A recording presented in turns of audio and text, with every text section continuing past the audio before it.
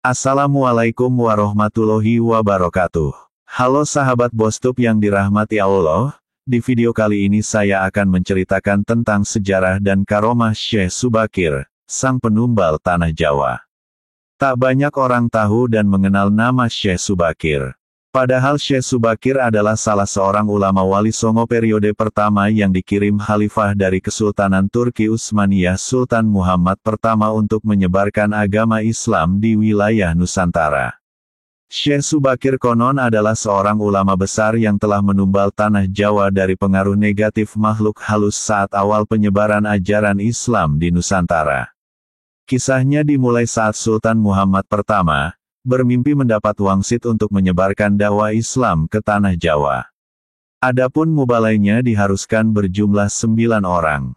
Jika ada yang pulang atau wafat maka akan digantikan oleh ulama lain asal tetap berjumlah 9. Sehingga dikumpulkanlah beberapa ulama terkemuka dari seluruh dunia Islam waktu itu. Para ulama yang dikumpulkan tersebut mempunyai keahlian masing-masing.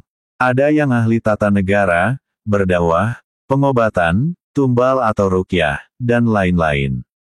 Lalu dikirimlah beberapa ulama ke Nusantara atau tanah Jawa.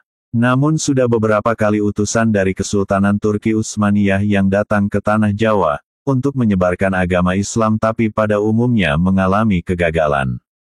Penyebabnya masyarakat Jawa saat itu sangat memegang teguh kepercayaannya. Sehingga para ulama yang dikirim mendapatkan halangan karena meskipun berkembang tetapi ajaran agama Islam hanya dalam lingkungan yang kecil, tidak bisa berkembang secara luas. Selain itu konon, Pulau Jawa saat itu masih merupakan hutan belantara angker yang dipenuhi makhluk halus dan jin-jin jahat. Lalu diutuslah Syekh Subakir ulama asal Persia yang ahli dalam meruqyah, ekologi, meteorologi dan geofisika ke tanah Jawa. Beliau diutus secara khusus menangani masalah-masalah gaib dan spiritual yang dinilai telah menjadi penghalang diterimanya Islam oleh masyarakat Jawa ketika itu. Berdasarkan babat tanah Jawa, setelah sampai ke Nusantara, Syekh Subakir yang menguasai ilmu gaib dan dapat menerawang makhluk halus mengetahui penyebab utama kegagalan para ulama pendahulu dalam menyebarkan ajaran Islam karena dihalangi para jin dan dedemit penunggu tanah Jawa. Para jin, dedemit dan lelembut tersebut bisa merubah wujud menjadi ombak besar yang mampu menenggelamkan kapal beserta penumpangnya dan menjadi angin puting beliung yang mampu memporak-porandakan apa saja yang berada di depannya.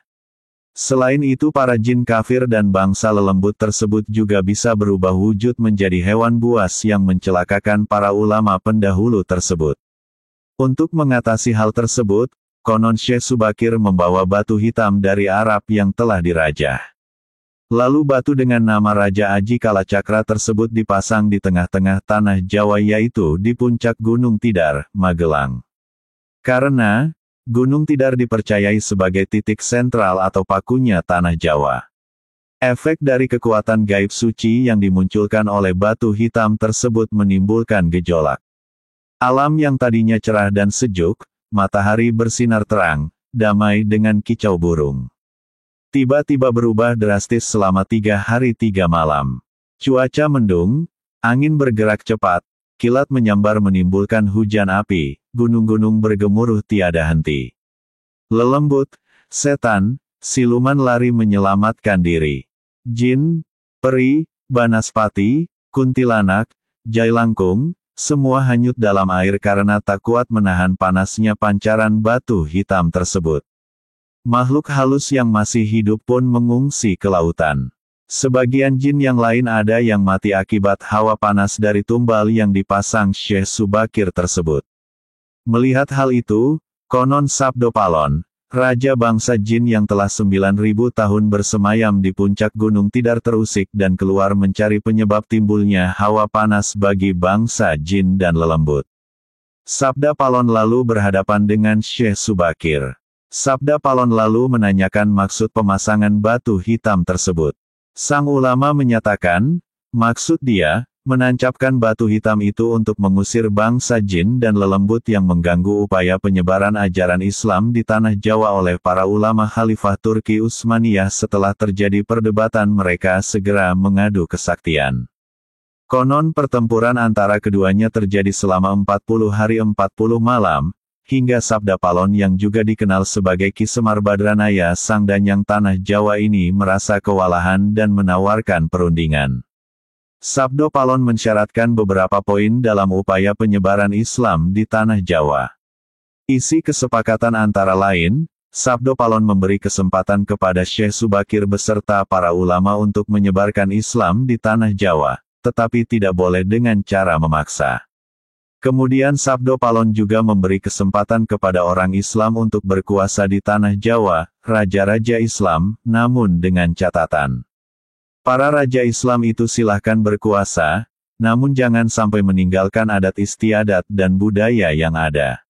Silahkan kembangkan ajaran Islam sesuai dengan kitab yang diakuinya, tetapi biarlah adat dan budaya berkembang sedemikian rupa. Syarat-syarat itu pun akhirnya disetujui Syekh Subakir. Selain di puncak Gunung Tidar, Syekh Subakir juga membersihkan beberapa tempat angker di tanah Jawa yang dikuasai para raja jin dan makhluk halus lainnya. Dalam versi lain diceritakan untuk membersihkan wilayah Gunung Tidar dari bangsa jin, Syekh Subakir membawa senjata pusaka berupa tombak Kiai Panjang. Lalu tombak pusaka tersebut ditancapkan tepat di puncak Tidar sebagai penolak bala. Dan benar, tombak sakti itu menciptakan hawa panas yang bukan main bagi para lelembut dan bangsa jin yang berdiam di Gunung Tidar. Mereka pun lari tunggang langgang meninggalkan Gunung Tidar. Sebagian pengikut Sabda Palon dari bangsa jin melarikan diri ke timur dan konon hingga sekarang menempati daerah Gunung Merapi yang masih dipercaya sebagian masyarakat sebagai wilayah yang angker.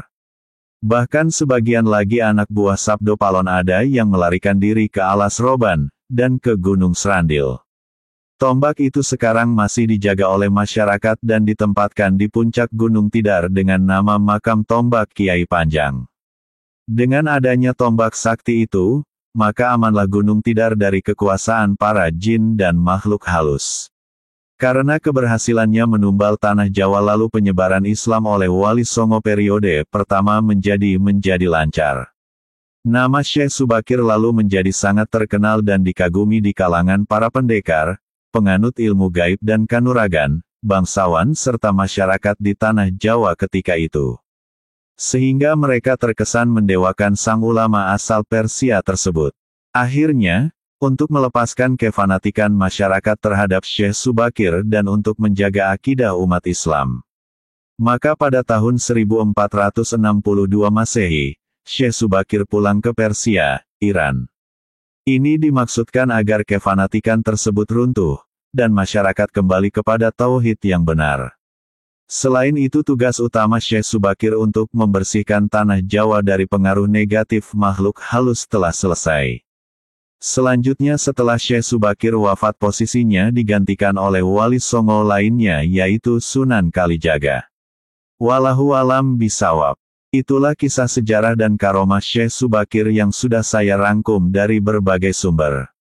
Semoga video ini bisa menambah wawasan bagi kita semua. Terima kasih sudah menonton, sampai jumpa di video kisah dan sejarah lainnya. Akhirul kalam, Assalamualaikum warahmatullahi wabarakatuh.